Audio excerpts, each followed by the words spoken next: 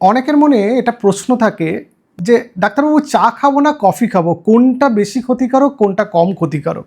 মানে লোকের মধ্যে একটা ধারণা আছে চা কফি দুটোই ক্ষতিকারক। আমি আপনাকে বলি প্রথমে চায়ের কথা। চা অ্যান্টিঅক্সিডেন্টে ভরপুর থাকে।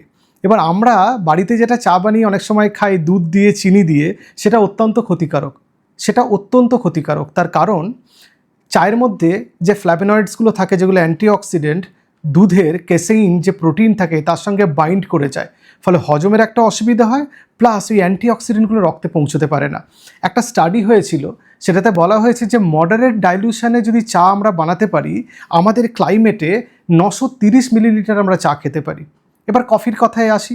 কফিতে থাকে ক্যাফেইন আমাদের ঘুম চলে যেতে সাহায্য করে, মানে সজাগ থাকতে সাহায্য করে, অ্যালার্টনেস এগুলোর জন্য রেসপন্সিবল। আবার কফি আমাদের ফ্যাটি লিভার কমাতে সাহায্য করে, ইনসুলিন রেজিস্ট্যান্স কমায়, অ্যালজেইমার্স বা ডিমেনশিয়ার মতো রোগগুলো থেকে আমাদের কিছুটা হলেও বাঁচায়।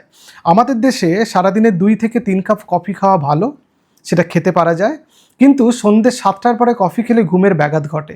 সুতরাং চা আর কফির মধ্যে আপনি যদি তুলনা করতে বলেন কোনটা বেশি উপকারী, আমি বলবো যে আপনি লাল চা বা লিকার টি খান চিনি দুধ ছাড়া।